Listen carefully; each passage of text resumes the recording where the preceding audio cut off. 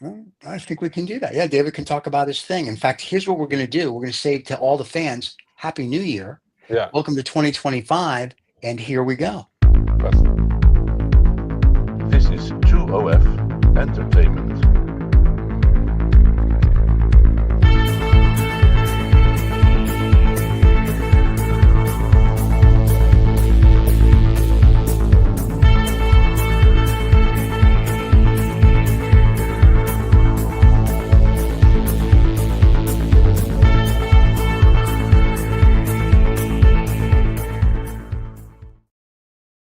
Wow. If I wasn't on acid earlier, I am now. Oh, wait, we have to do a close up. there you go. A happy and healthy look at that. That is very nice. Happy and healthy New Year to all the fans. Happy New Year, So, everybody. 2025. Here we go. wow. Who knew? Rocking and rolling. I know, right? Rock and David's Oh, we left. lost him already. That's a Yeah, good yeah, start. you That was a know, good start. you can't, That was a good year. New Year. You know, these older people, they just can't handle the New Year. So, That's it. That's as far I'm a, as he made it. The David, 2025. Oh, no, he's you back. coming He's back back. or you're leaving us again? I don't even think that. I think Oh, David's no, he's just not. AI. He's He's AI. not. All right, there you He's go. not. He's not happy. Can we, yeah, There you go. actually, can we get the AI avatar version of David? Yes, we're going to bring the AI version of David back in a little while. There he is, Uh, the AI version of David. Are you back now, David? he doesn't know. David's having Hello, technical hello. Is difficulties. I every, can tell. is Mr. Anagram is Well, not Mr. sure. Anagram is like, yeah, he's SOL right now. Is what is So, it? What does he say? View agile glory male God. yeah, let's just put that right there. It's whatever What whatever is his that all anagram about? is. Do What you? is that all about even?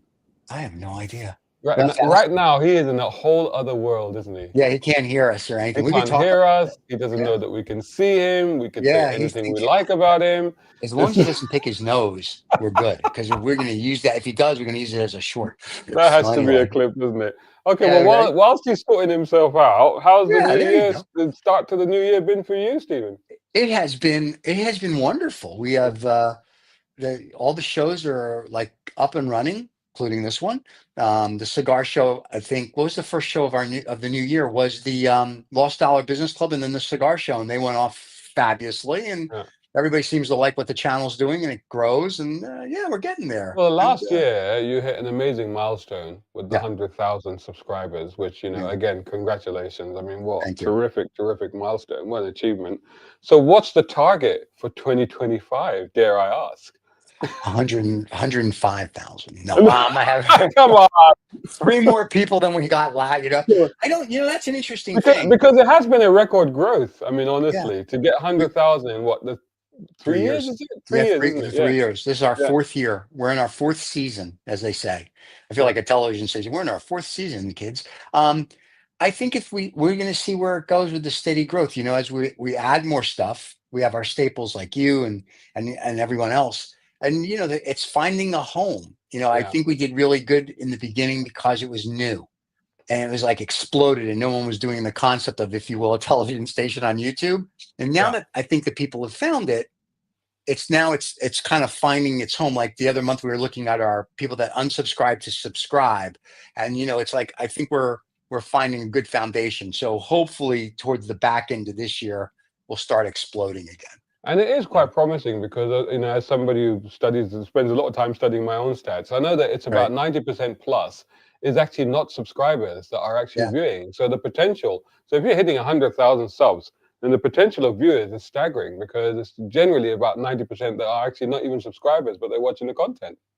We always joke that we're the short channel. Mm. And I don't mean in height, except when Rachel's on, because she's like, she's all of 5 foot nothing. Actually, she's 4 foot 11. She hates when we say that. And the other thing with Rachel, I asked her this question, and I'll get to your thing, is that we asked her if a short person waves, what that means, and she didn't know. I told her it's called a microwave. Anyway, so when she sees this, Oh she'll be dear. killing. I'll be getting hate mail. But Absolutely, yeah. We yeah, can't say so. anything. We can't say people are short, tall, fat, slim, or anything anymore. I So can because I'm a New York Jew and I don't care. So like I care. But yeah, if I insult you, you'll get over it. yeah, But the thing is, what we're finding is that 80% of our viewers, whether it's for the regular programming or shorts, are all first time brand new people. And then out of that 80%, we usually get 1 to 5% that start subscribing. And it just depends on, like, even when they see this, because this comes out once a month. So on your shorts, even though we have AI do it, we make the shorts try to last throughout the month. Right. So by the time we're out of view, the new month comes up, and we're like, hey, we have more short. Right. But what we're finding is people just they enjoy the shorts, and some of them then they go down that rabbit hole. We get others that enjoy the shows and they go down that rabbit hole, and then we get some that enjoy everything. But 80% go to the shorts, and then from the shorts we get get subscribers, and then we get a couple of them that'll actually go to the full length. But I think, as we've talked about before, I think a lot of people, their attention span is no bigger than a gnat. And I think, when we put out shorts no longer than 55 seconds, and some are shorter, I don't think people can go that long. And like, you can look, as you can see the percentage of what's watched. And, even like a 40-second short, they watch like 62%. I'm like, seriously, you can't make it the other, like, whatever seconds. And then we had one short the other day that had 13,000% view. Yeah. And I was like, real? So people must have watched it over and over again. Yeah. And I realized it was a 7-second short, and they wanted to make sure they didn't miss anything. And I was like, you got to be kidding. It's really weird, because it's all what people like YouTube and Instagram and TikTok are doing. It's kind of contradictory, because they're all about short form content. Not so much YouTube, but the other two. They've actually increased the time that's available to the shorts. Because now even on YouTube, the shorts are now 3 minutes. And to one extent, part of you is like, okay, well, let's use up that 3 minutes. But it's like, well, is that still a short then? Because if it's 3 minutes long, it's just a video, isn't it? But see, now if we put a short out that's a minute and 1 second, what I have found is, if we do a short that's a minute and 1 second, YouTube puts it into the video category. It doesn't keep it in the short category. They've changed it now. Okay. Yeah. Not a Happy Bunny is back. Okay. I wonder if you can hear us. Wave if you can hear us. I can now. All right. I'd like to thank StreamYard for not fixing this particular bug. There you go. When I go and test my shout out to StreamYard, everybody. Yeah. So when I go out of the studio and test my earbuds, the sound part of it, I can hear all you guys talking, and I can hear the music come back into the show. Nothing. Really? So the credits, for some reason or another, dumped my audio. So basically, they wanted you to be able to hear it, but not be in it.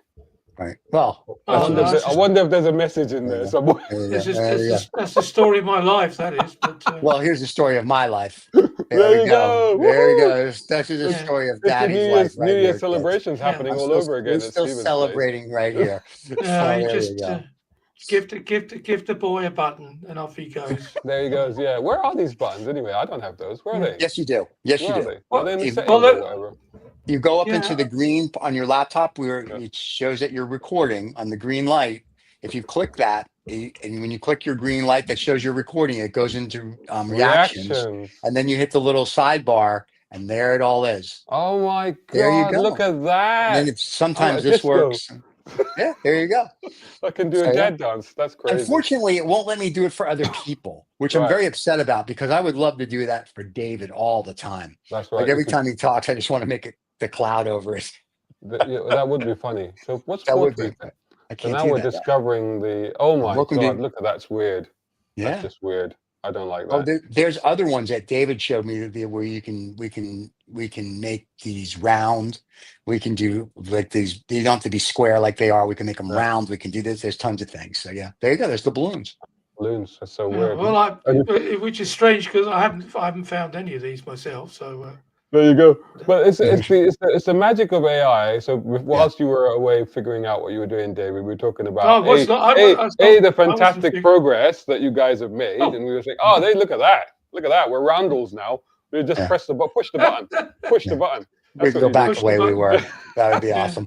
So we go back to the squares, please. I feel like the Brady Bunch. Can we go back to the squares?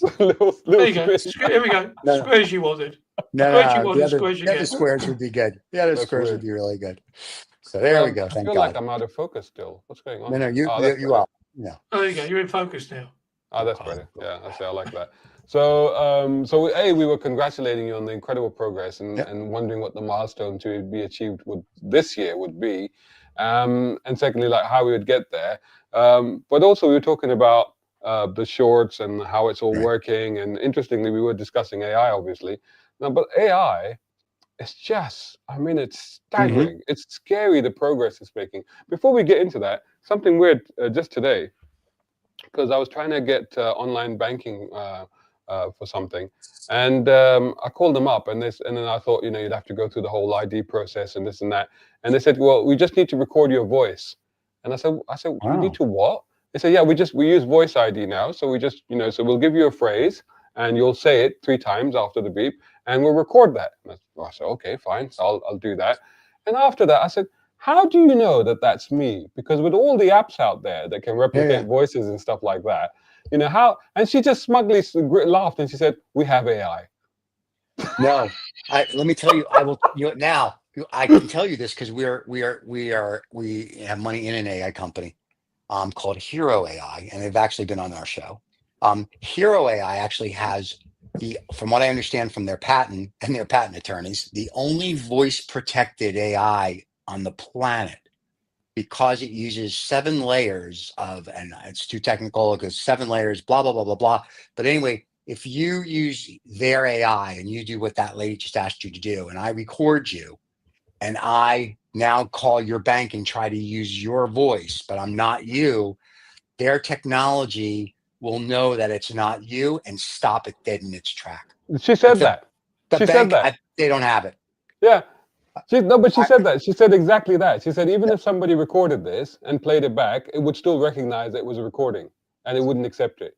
But here's why we found, so the people who invented this, that work for this company, I asked them, because I was like, yeah, but, and they're like, because most security, including your bank, uses 3 or 4 different layers of AI security. I guess they use 7. And since they developed the tech, their 7 layers make sure that nobody can do that. Because AI is getting to a point now where it's really good, so my question to them is, well, how does that work with whether it's a tape recorder or whether it's an app? And there's these nuances apparently that the app or a tape recorder cannot do. So they may get through like your bank's first, second, and third, and maybe the 4th layer, but these other 3 or 4 layers that I guess Hero has, you can't get through, and they've tried it. That's it. Because I did ask her, and she said, "This is why we made you record it 3 times, because she said it three times. Every time you say it, it'll be the same phrase, but it'll be slightly different. Gotcha. And that way, we'll be able to understand exactly what your voice is. So we'll know, even if somebody repeats you exactly, we'll know that's not you. So that's weird, But again, this whole thing with but of course, that's all rubbish, isn't it? Because she just tells you that because she's read down the script. Well, maybe, but one would hope that being a bank and being that's access to your money. but having said that, I was looking at, so I mean, like 3 of us could all be, AI right now for anybody who knows, right? But I was looking into this because I wanted to, because I was feeling really. Like I said, I was under the weather. I had flu for 2 weeks, but I wanted to do some content, and I said, I can't face a camera and what have you, So I looked at a couple of these apps, and I downloaded the things where they recreate you. So they basically you give them one of your previous videos, and then basically they'll recreate that, and then you feed them a script, and then they just read the script as if it's you. And I thought, oh, that's quite handy, because then that doesn't have to be me. I can just put the script in, and I'll just do that. But it was kind of weird because it was like almost me, but not quite me. And what really gave it away was what would have been really weird then if it had been just like you. How weird would that be? Well, the thing is, it was visually, it pretty much was, apart from a slight sort of glitches here and there. That you were a black woman. The problem was I was speaking with an American accent. The whole time, really, really American accent. Well, that's what you always do. My voice, but it wasn't. That's what you always do. So I know. I know, but it was very American. It was just like, it'd be easy to. Oh, Steve would be really easy for that then, because he always speaks with an American accent. I always speak with an American accent, so I can use it. So I mean, other than it really wasn't you, because it portrayed you as a black woman with red hair. But other than that, it was spot on, I think. So no, but this is the thing, because it was like, so I fed it a video, like one of these videos that I'm recording with you right now. I fed it this, so it had the same background, it had the same me, same clothes, same everything. So basically it was me. Right. Well, you sent us that one thing that we've tried that you said, hey, you can create videos or shorts with it. I don't think that was it, but I tried it. It was very interesting. But it was like, I would do things. You go, oh no, you got to do this. And I was like, I do that. And no, try. You have to do 800 steps later. It was like, okay, now I can produce something for you. And I was like, I could have just done a show. So this is the other thing, because obviously, like, one of the things I sent you was what I discovered. Is it LM notebooks on? Yes, the LM notebooks is the one that you sent us. Yeah. So I send you that, and what you can do, if viewers haven't tried this, it's quite amazing. You can take a link of something, you take a Wikipedia link, or take a document or a dossier or whatever, put it into this thing, and then press a button on the top right that generates a conversation. It basically generates a podcast.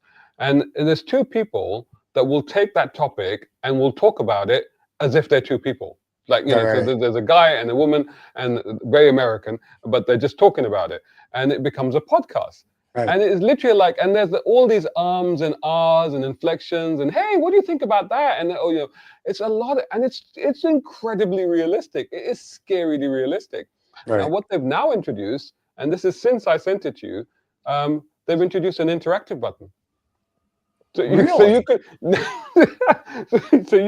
you could start this off, let them start the conversation, and hit join, and then they go, oh, looks like somebody's joining us now, and you butt into the conversation, and then they react to what you say. I mean, honestly, it's getting to a level where it's already mind-blowing. That is crazy. That is just in a few years, it's going to elbow us. Yeah, it's going to elbow us all out of this completely, isn't it? Well, this is the thing. It's like people will be doing shows in their lunchtime, and then they are. Well, you can. Well, you could generate. Well, this is the thing, because this is weird. Because you put a dossier or document in there, you press the generate button, and it will produce it in something like maybe 3 to 4 minutes max. It will take to do it. Yeah. But it'll give you a 20-30 minute podcast. Right. How has it done that in 3 minutes? Is it free, or you have to use, because all this stuff all of a sudden, you have to use credits for that? No, it's free. That's free. Okay. I sent you the link, David. It's all free. Yeah. It's Google's. I've played around with it. Yeah, it's actually now David's going to start playing around with it. He's going to be sending me podcasts. Be like, listen, here's 700 podcasts for this year. You don't have to do anything anymore. Well, this is the thing. You would take those voices, and then if you then make those to using these avatar programs and create characters, and then if you're able to sync it, that's it. Then you have you could. In an afternoon, you could probably create a year's worth of podcasts. That's crazy. Yeah. On all kinds of subjects, just like that, which is bonkers. But the interesting thing, though, is because it's the overlords, AI, it's not people. And it may be very interesting, but it's still not, like, they're not going to laugh, I don't think. There's not going to be inflections. There's not going to be sarcasm. It's going to be... Really? There is. Well, maybe not sarcasm, but there's sort of human reactions in terms of surprise and laughter and humor. It actually is in there. And that may be easier maybe irony and sarcasm is maybe next level, but I think that may be easier to do as if you're listening to it as an audio. But to get those little facial mimics and the body movements, we're still quite a way away from that. Yeah, but maybe a year, 2 years away from that. But once that happens, I mean, you'll have no idea who anybody is. Yeah. Well, at the moment, I have seen on Instagram, I've seen some people using AI versions, which look, but you can tell because the hand movements don't really align with what and they're the mouth saying. And the face. Yeah. There's one that somebody sent me the other day. It was a very attractive Asian girl, and she said hi. On the Instagram, I was like, okay. I'm like, why are you sending me this? And then all of a sudden it was that my buddy was like, watch this thing. You'll see why I sent it to you. And I'm like, she goes, hi. And she's talking for like 10 seconds. I'm like, I still don't get it. And at the very end, she goes, I was AI generated. I'm not real. I was like, now I know why he sent it to me. And I thought that was fascinating. So the problem YouTube is smart. For the people that are really not into it, we'll just tell you, when we post things, they'll say, is this have any AI generation? Yes or no? So no. But if it says yes, apparently the algorithm puts it out or puts warning labels or whatever differently than if it's non-AI generated. Yeah. So, but I just think I would rather watch people be people. I don't think I really want to watch, a robot.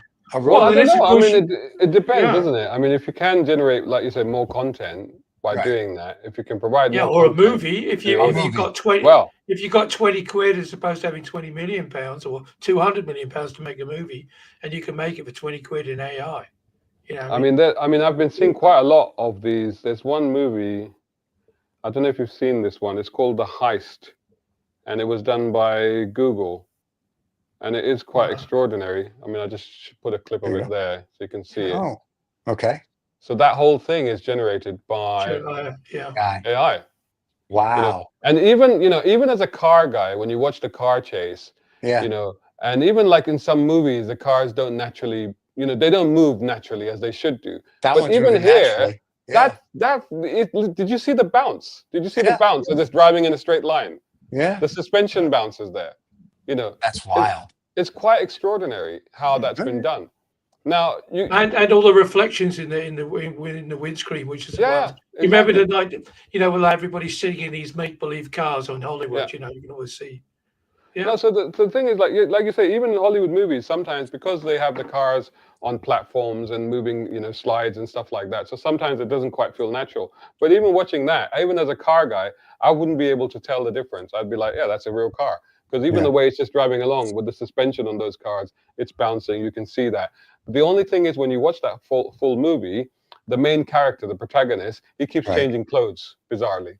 Like, from scene to scene, he's wearing a jacket, then he's wearing a shirt, and it's just so that's where you can see that it's not quite being able to keep consistent with these things, but it's only a matter of time, I reckon. It's only a matter of time. That's the thing I was reading about at the weekend. Is again that's wonderful. I watched like 15 minutes of a sci-fi thing. It was truly beautiful. How it was all done, the colors, the atmosphere.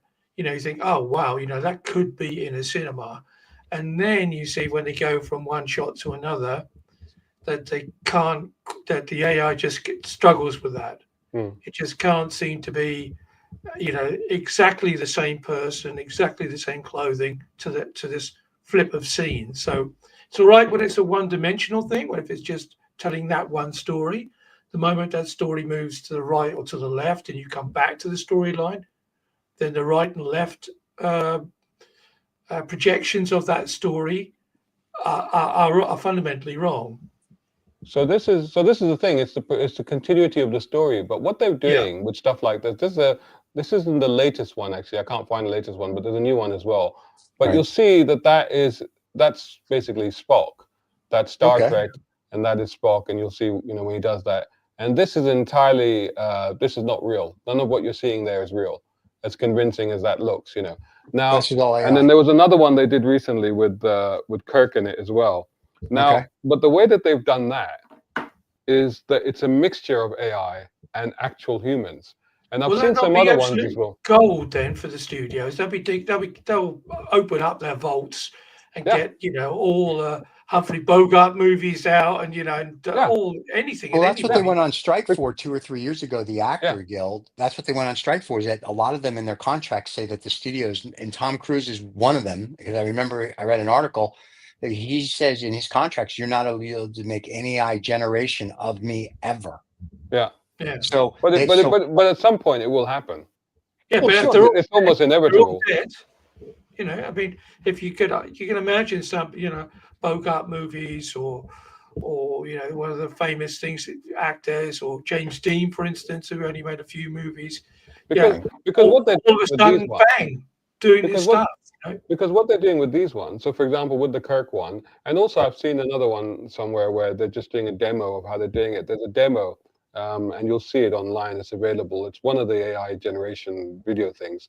There's two guys sitting in a cafe talking to each other in a roadside diner, whatever, and they're having this conversation. It's an older guy and a younger guy.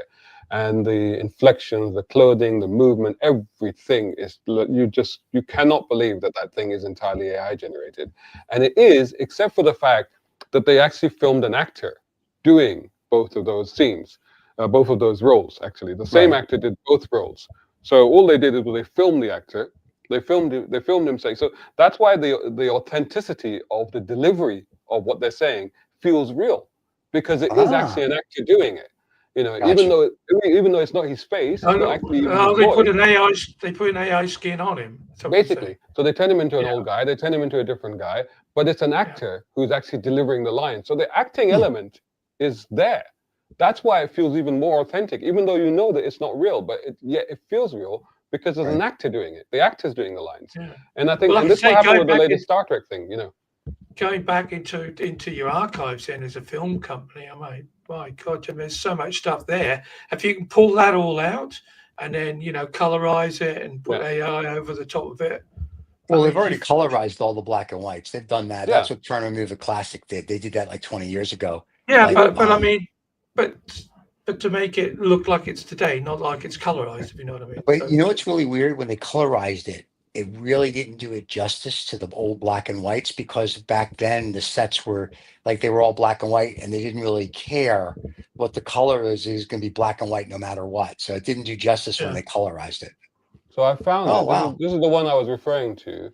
So this is where basically, you know, this is the scene that we never got where, you know, Kirk gets to say goodbye to Spock. And, and the fact is that neither of these are real.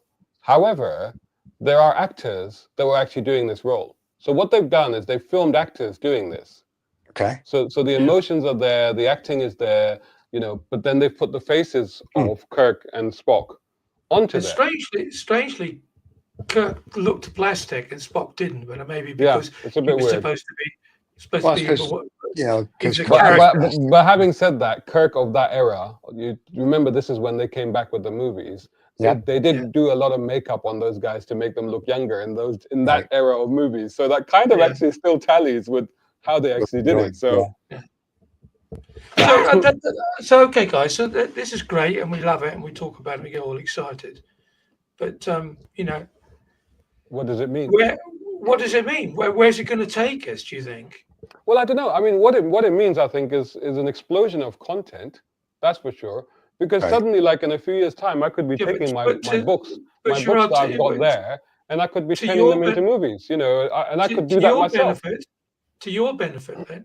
Or to who will actually at the end of the next stop down the road? Who's going to be the let's phrase it another way?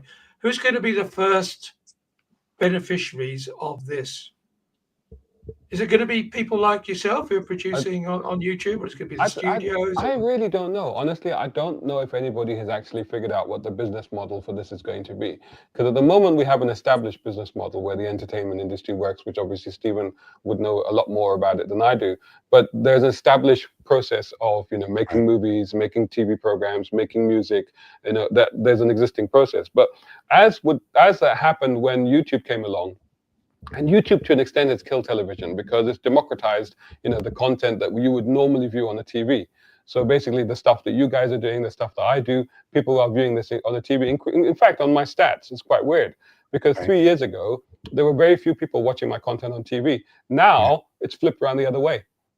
Yeah. This is why I have to shoot everything in 4K now, because everybody's watching them on their smart TVs. You know, that's the problem. Yeah. We shared this thing over the Christmas period, or the holiday period. Sorry, for those. I shouldn't say Christmas. The holiday period. Where you can say Christmas. Pagan holiday that the Gentiles follow. Honestly, people send me greetings, going season's greetings. I'm just say Happy Christmas. You know, I mean, it's Christmas. It's Christmas. It's fine. Hey, I'm Church of England every day. So every day's Christmas. You know what I mean? If there's only one real holiday around this time of the year, it's Hanukkah. All right, let's just get Happy Hanukkah. And don't forget, Christmas will come again. I think in Ethiopia they celebrate it now, don't they? I think. Yeah, and the Chinese New Year and everything. And I know a girl named Christmas, and from what I understand from her boyfriend, she comes all the time. But just remember, if that's a James Bond joke. That is. That was in one of the movies. Yeah. Was it Pierce Brosnan who said? I think it was Pierce Brosnan. Only came once a year. Yeah, that's right. Now remember, if it wasn't for my people, you'd have none of these holidays because we made them all for you. All right, so we can make money, and that goes with our space lasers, and we own all the banks and control all the media. So, what were we going to say? We're talking about the data we shared over the holiday period. Yeah. Which could have been called Christmas. Could have been called Hanukkah. That road again. Just clearly shows that you know, the TV as we knew it when we were growing up It's finished. It's gone. And Yeah. YouTube is the platform on the planet for all visual content. Yeah. End of. Which is I think that's staggering. true. I think more and more, even if it's not YouTube, it's streaming platforms. So it's basically Well, it's YouTube. YouTube are above everybody. YouTube is above everybody. Apple, anybody. Yeah, but Netflix, I can't get I can't get everything I want on YouTube. So we have HBO or Max or whatever they're called this week, and we'll have like Apple, and we'll have Prime because it comes with Amazon. So there's certain platforms I have because I want to see a movie or something, or I want to watch like John Oliver or Bill Maher. They're only on one place. They're really not on YouTube. YouTube hasn't replaced it. I think what YouTube has shown people, there's an alternative. You can't get the 6 o'clock news, if you will, or CNN or this, like you can get that on HBO now because they have it on their platform. CNN you can get, blah, blah. So I think YouTube's, for what it is, it's good. But once again, it goes into these, people aren't really watching long form. They're watching all our shorts. That's what we were talking about when you couldn't get on. I think it's a combination, because I think that with the fact that people are watching it on TV, because what's happening is that people are just letting it run on the TV. Yeah. So people just like put YouTube on, and then YouTube is on autoplay. So it'll just complete one. It'll just go on to the next one. It'll go on to the next one. Yeah. It's like when I'm, even when I'm working at home, I have to have the TV on. If I go somewhere, if I'm in a hotel room, the first thing I do is turn the TV on, because I have to have some background noise. I have to have something on. So I think a lot of people are doing that now, and I think that's what's happening. Excuse me.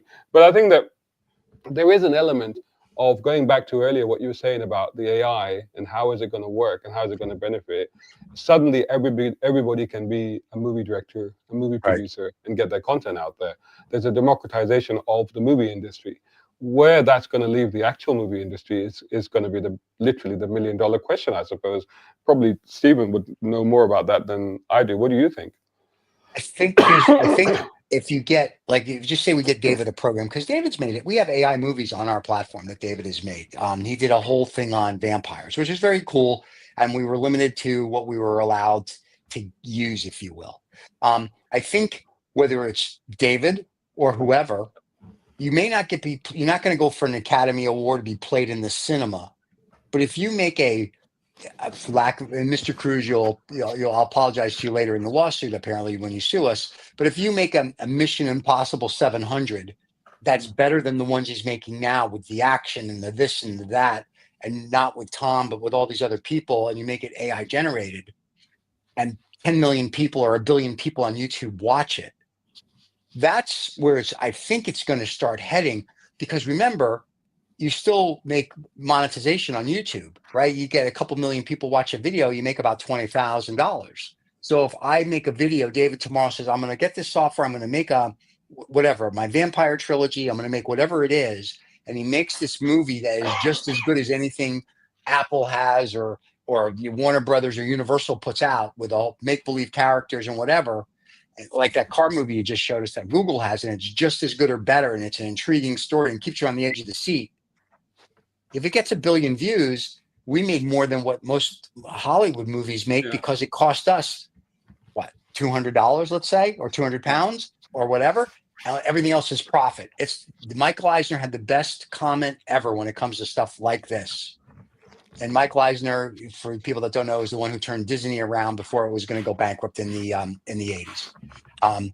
Michael Eisner said the best movie he ever made was Lion King, because cartoons don't ask for residuals. Yeah. And there you go. So think through that.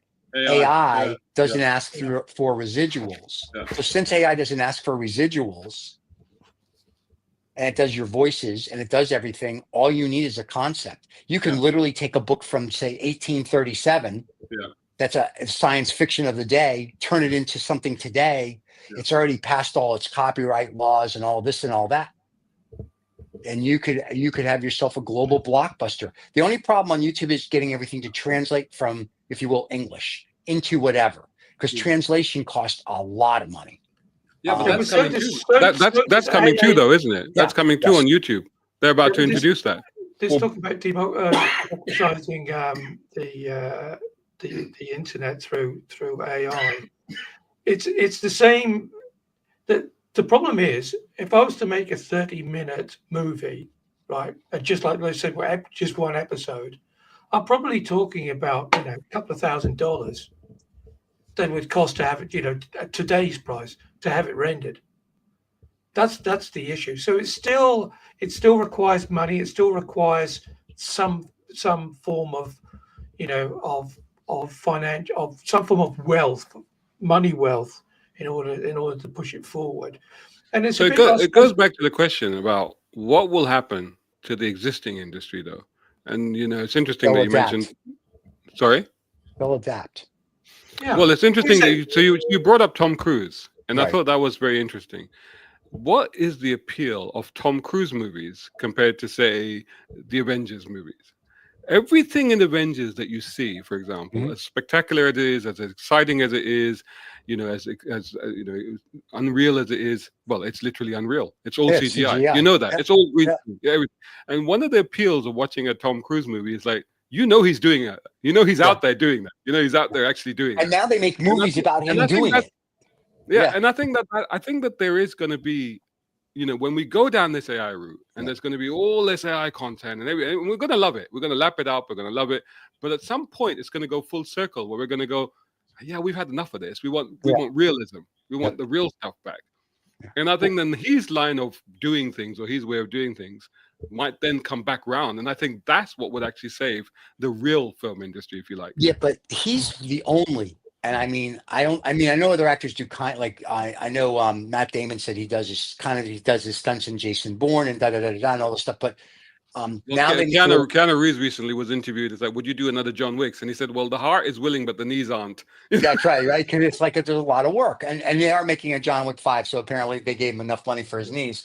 But I mean, think about this: when he hung out that airplane, they did a 10-minute video on how that stunt was done. When he jumped the mountain in the last Mission Impossible movie, they did a 30-minute thing that they put on YouTube so you could see it. And you're like, then you go see the movie and you're like, oh, that's cool. Because you could you saw how they CGI'd the ramp, but him going, you're like, no, that's Tom. Because I saw the thing. Yeah. Like all his stuff is cool. The Burj Khalifa, when he did the thing on there, Matt Damon said he was having dinner with him. And I thought this was the coolest thing. He said to Tom Cruise, he said, so what, how did you do that? He goes, I wanted to do this stunt for years and blah, blah, blah. And he said, my safety guy says it can't be done. It's not safe. And then Matt Damon says, well, what did you? He says, I got another safety guy.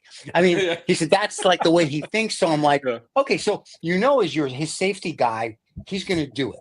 Yeah. Right. Like the helicopter stunt where he was doing the helicopter through the mountains and hanging on a thing. He's going to do it. You just have to figure out how he does it the safest. And to your point, I like going to the theater to see his movies because I know that when whether it's in the car, whether he's in the airport, whatever he's doing, even Top Gun, he was flying the planes. He flies them. He actually flies them. He's a real pilot. And so, they showed you how he would fly stuff and whatever. And some of it, of course, was studio stuff. But a lot of it was, the actors were in the back of a real F-16 with real fire. And it makes it's the authentication that makes you get excited. So I think that's where AI will not have the advantage. However, the advantage of AI will be if I wanted to, I go, you know what, guys, we're going to do a brown car epic adventure in space. Yeah.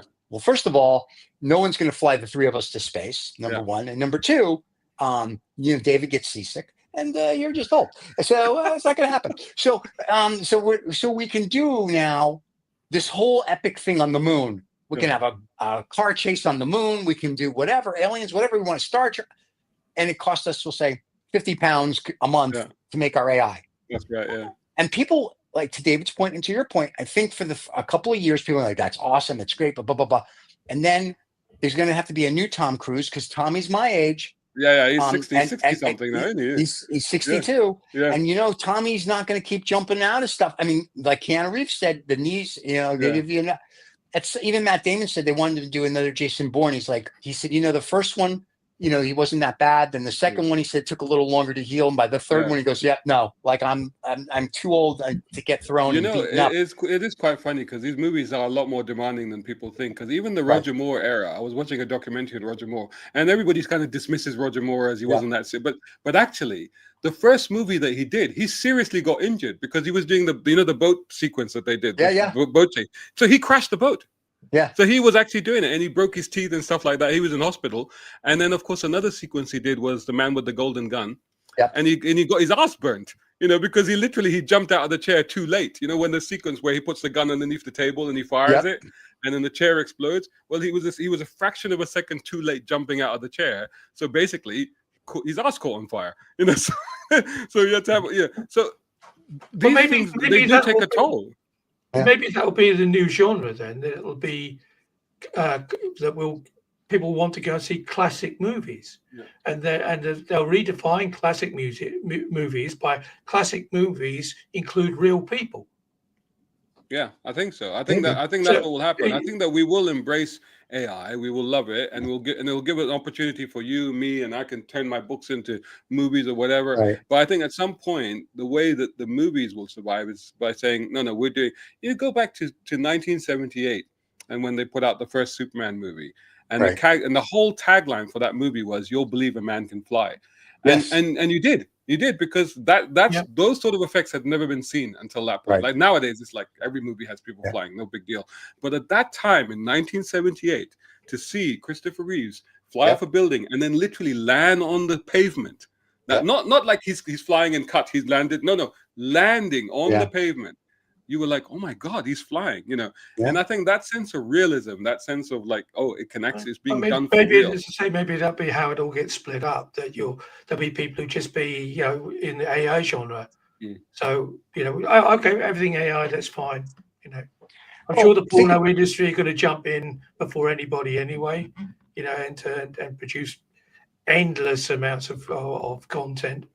David, you have done. So you've done movies. So, how have you find the progress of, since you started doing this to what is available now and where you can see it going? Well, AI movies, basically, I was using a very primitive form of AI software, which enabled me to link all this stuff together and link elements of clips of films, which I could clip together, and the AI would iron out the creases and iron out the joints to a little bit.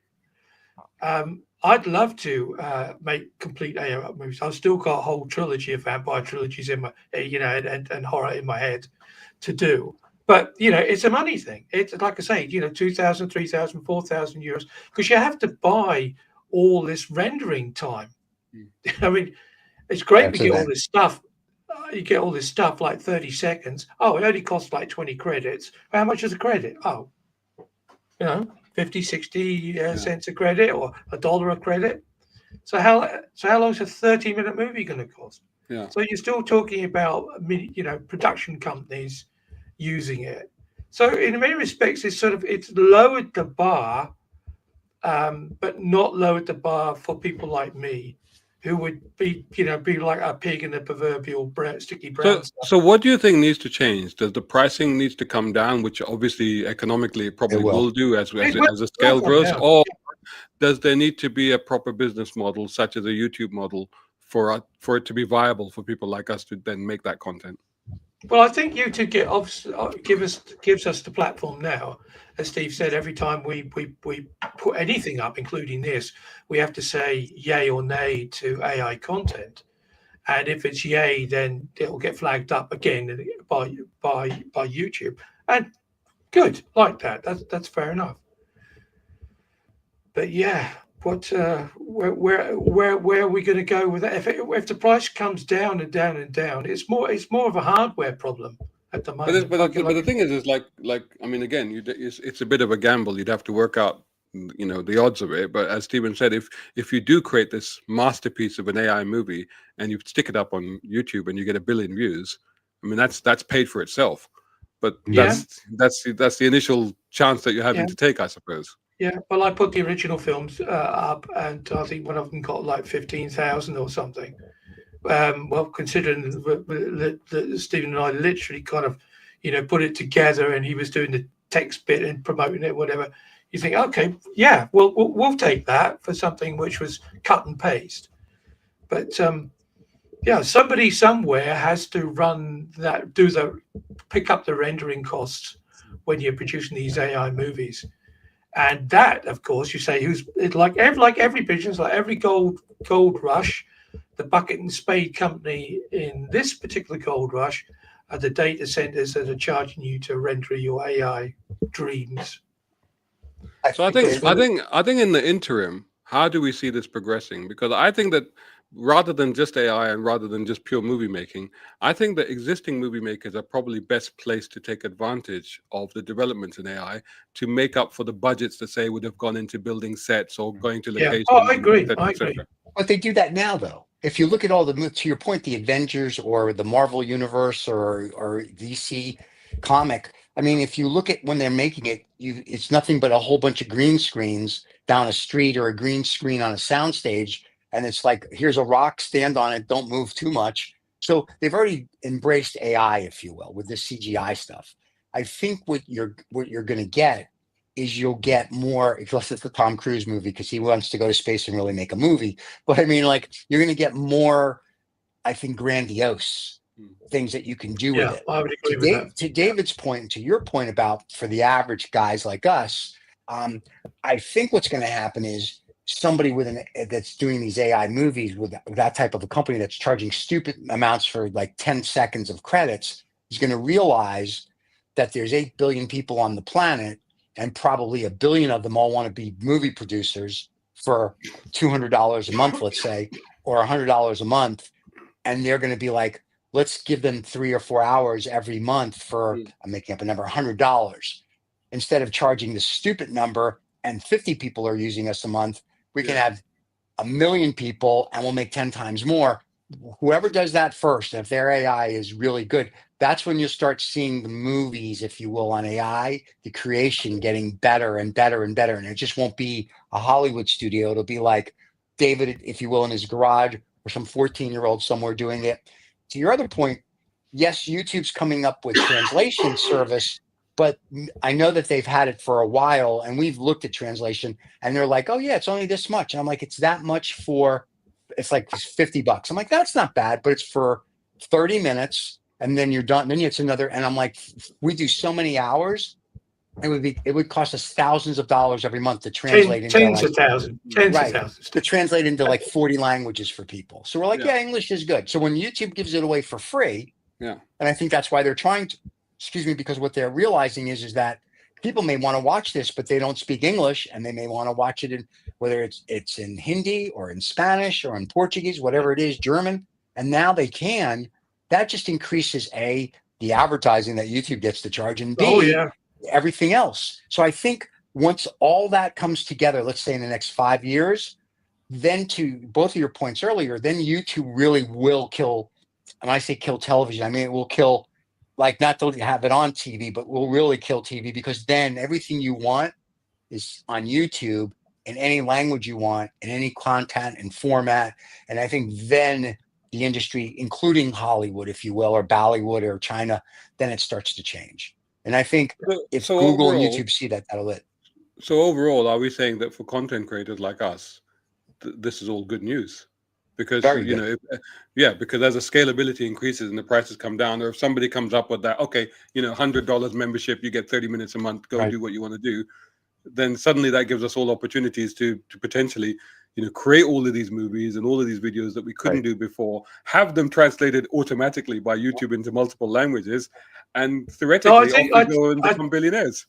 Yeah. I think the latter, actually. I think you touched what Steve touched upon as well. I think probably if you look at where the business model is for all creators, it may be in the short term is to have, because now you can get your subtitles up in quite a lot of languages, just for this stuff, but to have it instantly translated, dubbed like a German movie, whoever can offer that as a service to creators. I mean, it opens us up. And in your own voice as well. Don't forget. Yeah. This is the thing, because when you dub movies at the moment, is done by different actors in different voices. Yeah. But these automatic dubbings will be done in the same voice.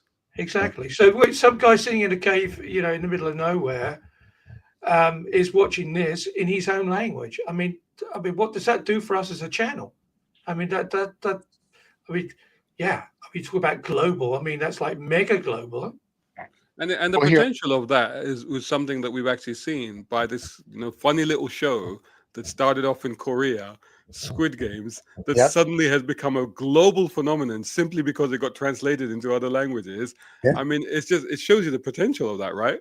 Well, I will tell you that Hero, the one we spoke about earlier, they have a translation service that call centers use. And what their translation service does is like you can speak whatever your language is, and I speak my language. So let's just say we're Chinese and English. When I speak to you, you hear my voice in Mandarin. And when you speak back to me, I hear your voice in English. So I said to them, why can't you do this for YouTube? So one of their projects now is to how to like go to whether it's Netflix or YouTube and say, okay, you can put our technology on your platform, and you know, Brown Car Guy comes in and says, I want to hear this in whatever.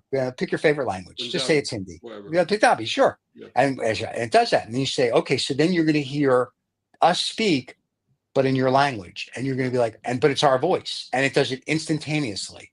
So the technology's there. It's just a matter of, do people and companies want to pay for it and install it is part of the issue.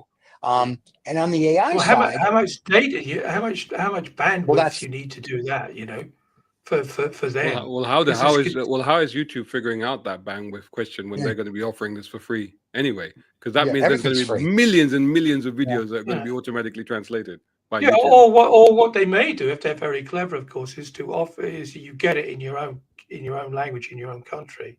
But if you want it in different languages, you have to pay for it. Right.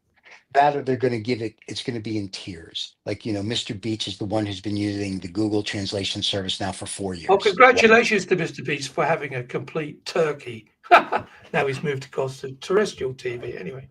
Okay, anyway. Oh, yeah. He can sue me. On Netflix, right? He can sue me. Amazon. He can sue me. Anyway, so my point is, though, they gave him the translation service 4 years ago. And now I think they're trying to roll it out to whenever.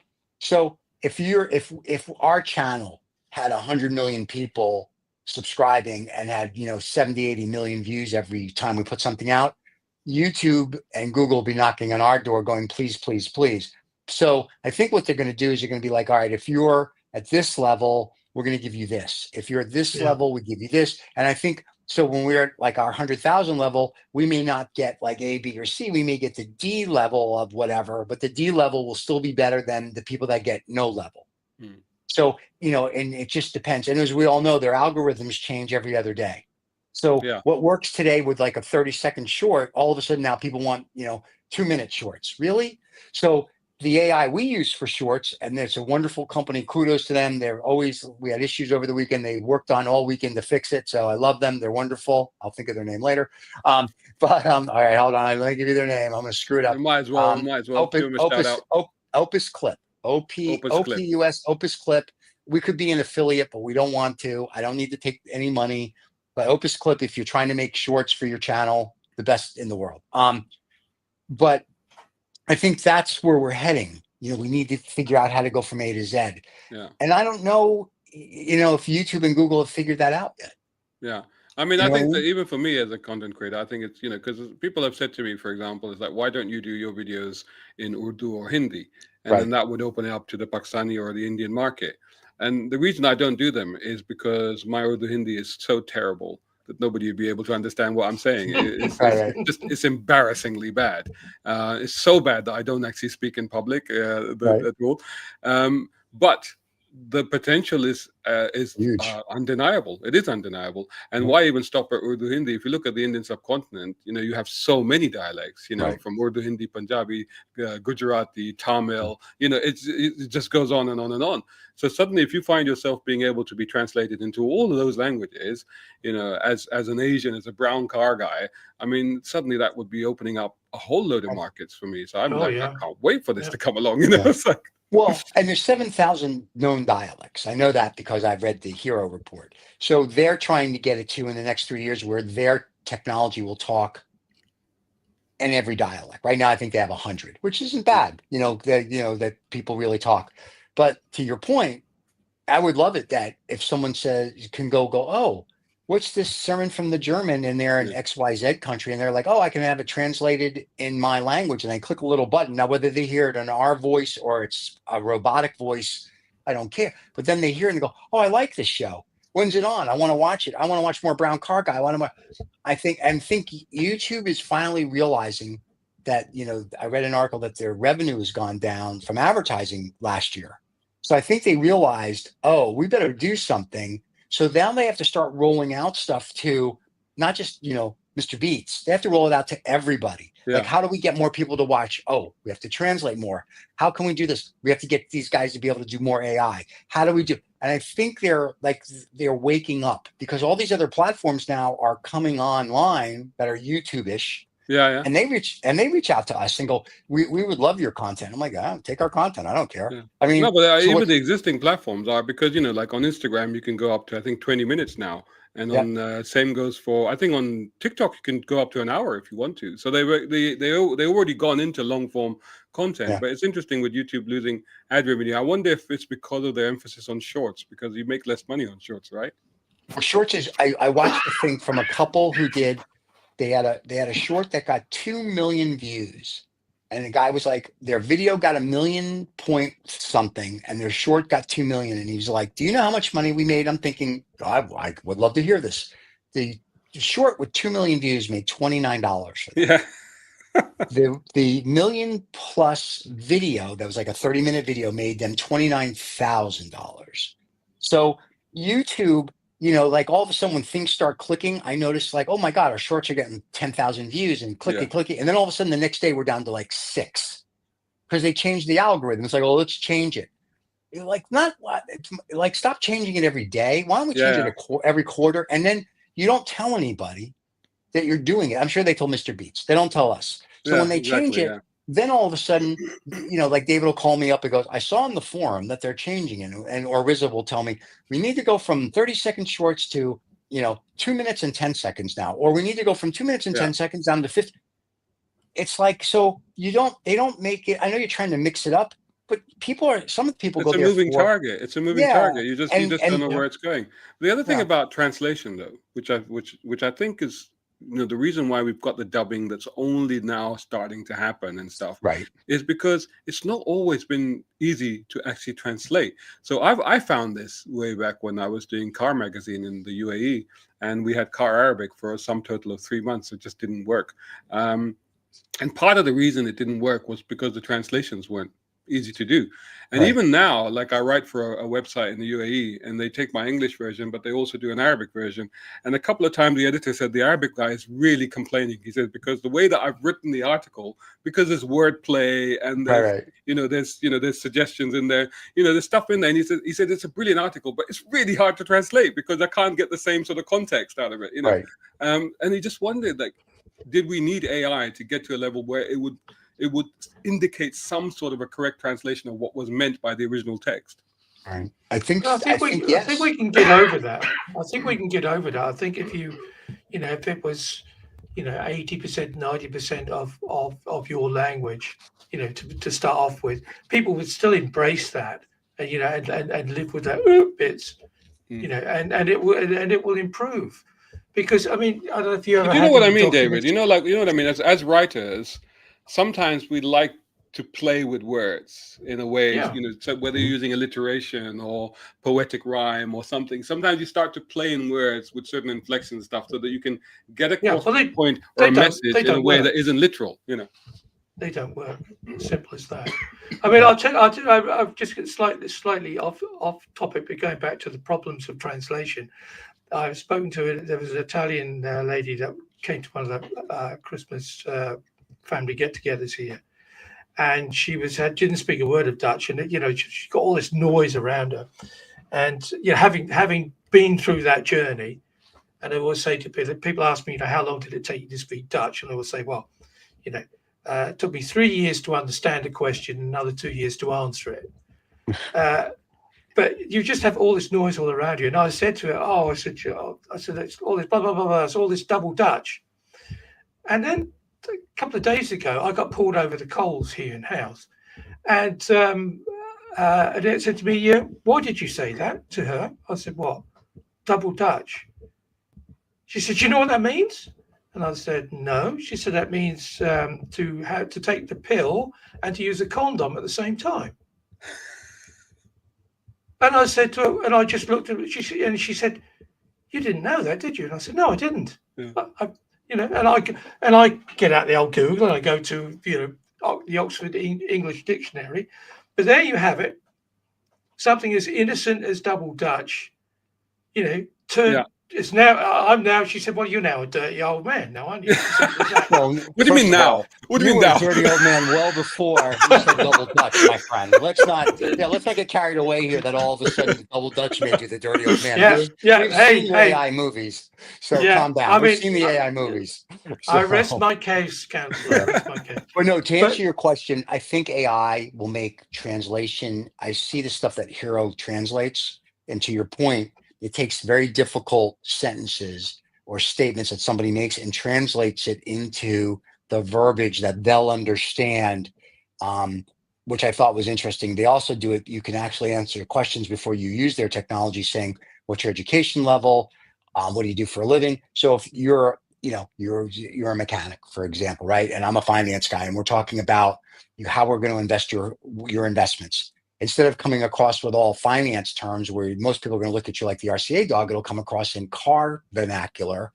We're like, oh, I get it. It's like rebuilding a 1956 Pontiac. Blah, blah. Yeah, it's the same time. And so I don't want to say it dumbs it down, but it makes it so you understand what they're saying. Yeah. So I'm fascinated by that. So to your point about AI, yes, I think AI over the next 5 years will make YouTube and everything else where I can go to Netflix and go, I want to see this Chinese movie, but I want to listen to it, not have to read the subtitles. Like sometimes I'll see, this looks like a great flick, so I can't do anything because I have to watch it because I have to read the subtitles. Yeah. But now if I can just go, let them translate it so I can get the background noise and just enjoy the beauty of it, then it becomes okay. So I think that's where AI. It's very interesting what you just said there. So does that mean that, especially in terms of being able to translate it into the language or the style of speaking that the audience would understand, does that mean that if you're of a younger, they look at the demographics of who is watching the videos, if they turn that's us three old farts and they turn our language into youth speak, and we're down with the youths, then that would be quite extraordinary if that was the case. From what I'm gathering, the AI can do that, because remember they did that for an advert for an electric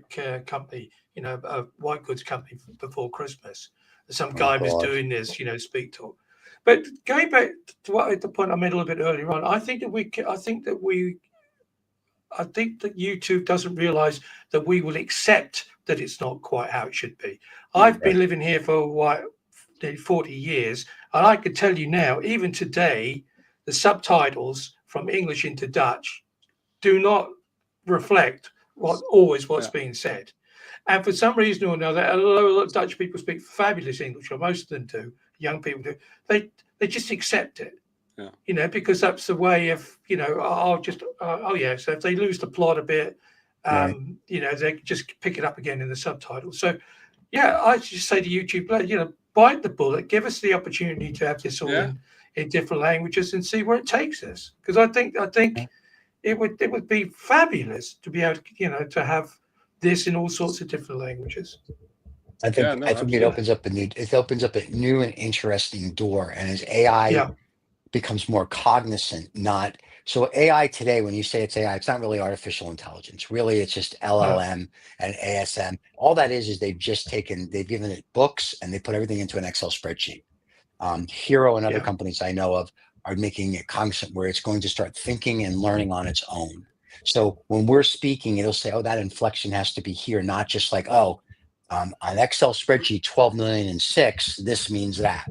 So as it develops, I think that's where you'll start seeing it. But I think before I worry about translation, to get back to both the points of earlier, I think somebody's got to come up with I mean this in a nice sense, a cheaper $50 a month way to make a 30-minute or get like unlimited use or whatever it might be, AI movie stuff, because really all these shows are great. I know in China they use a lot of these shows to learn how to speak English. Good luck with that.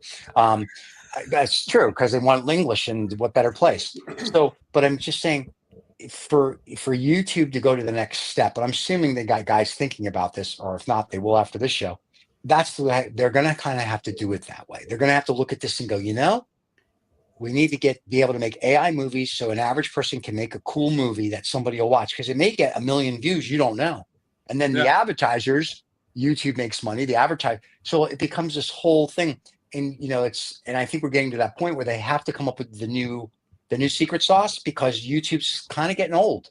Yeah. And they're getting competitors. I mean, even not even that far, but I think that if somebody is from YouTube is watching this and they're looking at how they can introduce, or somebody from the AI companies is watching this, then for example, as somebody that reviews cars, I'm often out there on my own reviewing a car. So if I film a car review, I film myself and I film myself inside the car. So I can't do the whole TV style review where they have the car driving along a beautiful road and they have the external. I can't do all of that because I'm on my own.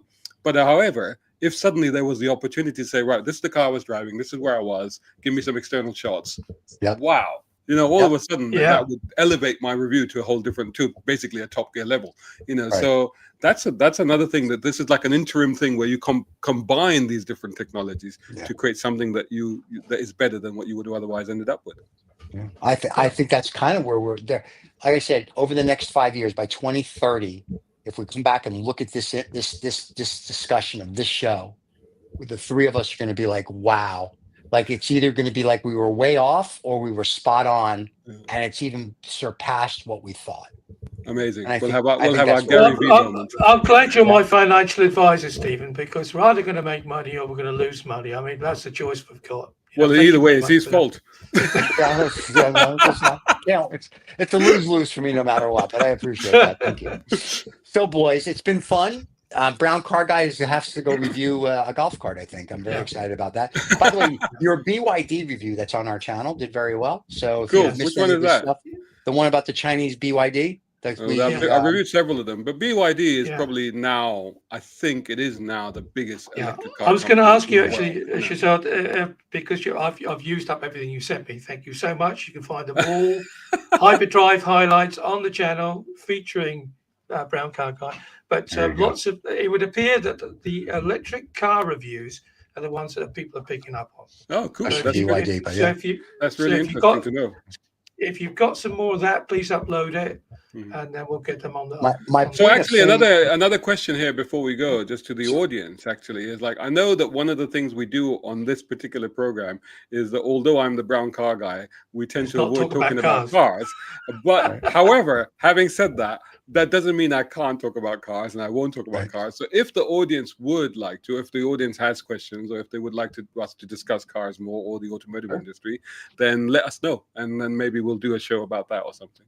There you go. And two things before we do go, Riza asked, of course he would ask this, what year is it?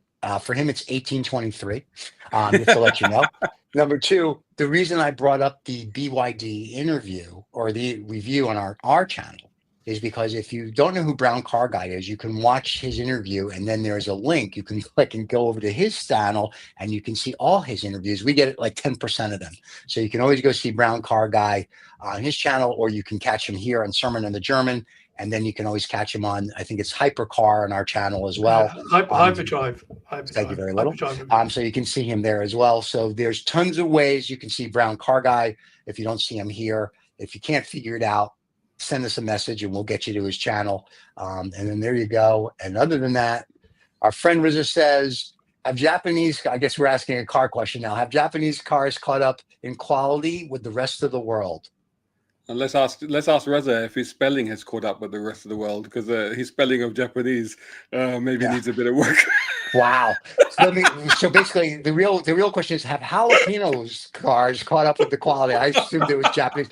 So let me ask this: is the jalapenos caught up with the rest of the world, or is the Japanese car manufacturers caught up with the rest of the world? Forget about the Japanese. The Chinese have caught up with the rest of the world, honestly, now, because we're talking about BYD, and BYD is now, the number one selling brand for electric cars in the world, and China are supplying 70% of the entire planet's electric cars at the moment. 70% of them are coming from China. So let's answer Riz's question about Japanese cars. So have they caught up though, or their quality is still? Well, yeah, I mean, on par? well, like I said, in the hierarchy of stuff, if you go, Japanese, then Korean, and then Chinese, and if you're saying that the Chinese now are producing cars at A grade level, then of course the Japanese were surpassing the Germans back in the 90s. You remember when they came out with the LS400, they had crisis meetings at Mercedes. They were like, "Oh, what is this? What have they done?" It's like, "Oh wait." And when the Honda came out with the NSX, Porsche had to Ferrari had to rethink the 348 Ferrari completely, and then in record time they had to rush out the F355. So yeah, the Japanese are way ahead of the game. It's about the Chinese now. The Japanese now are actually on the back foot because they're now struggling. Because that's why you're having these things. Again, we're going into the car industry now. But for example, this year you will see a merger between number 2 and number 3 biggest car manufacturers in Japan, Honda and Nissan. It's incredible. Who would ever have thought that would happen? But that's the only thing they can do in order to survive. So the Japanese are on the back foot now. It's all about China now. Oh, I know. And Trump made a statement that if you put $1 billion or more in the United States, that they'll streamline you. I've talked to the guys at BYD. I said, listen, you have cash, come in with 5 or 6, 7, $10 billion, build a plant so daddy can get his supercar from you. I'll be very happy. That is the only electric supercar I would want to buy is the BYD one. They are very, very good cars. Well, I mean, you talk about BYD, but what is it? Xiaomi is another manufacturer. It's funny. Who's the CEO of Ford? Jim Farley, isn't it? And he is on record as saying that his daily driver is currently one of those Chinese electric cars. That's what he's driving. They're good. Yeah. Now it's incredible. And on that bombshell. No. We got a question from the fans. We're going to do. So it's only really we only have one fan. Hey, when will we stop driving cars and be driven? Pick the year. I think within the next 5 years. Okay, there you go. I think it's happening. I used to say longer, but I think with the advances in AI and the advances in sensor technology, I think it's coming very, very soon. In fact, here in the UK, they have made it law. In 2026, they have legally allowed autonomous cars to be on the road. In 2026, they will be legally allowed to be driven on the road, or to drive themselves, rather. That's going to be awesome. There'll be a lot of dead people. I'm going to get some policies. Anyway, everybody, thank you for watching. We will see you. Riza, what's your last question? I can't even say that, buddy. It's a statement. Anyway, it's a statement. Yeah, that was a question. Anyway, Riza, for people that don't know, is on Habano Saturday. He will be with us Saturday, this Saturday about cigars. Brown Car Guy, better known as Sermon from the German on our channel. Thank you so much. As always, it's good to see you. We will see you next month. And to all the fans, happy, healthy New Year. We know we're 6 days into it, but happy, healthy New Year. And we'll see you all next month with the Brown Car Guy. Don't forget to like and subscribe not only to our channel, but to the Brown Car Guy's channel as well. Gentlemen, is that it? Are we good? We're good. All right, guys. Cheers, everybody.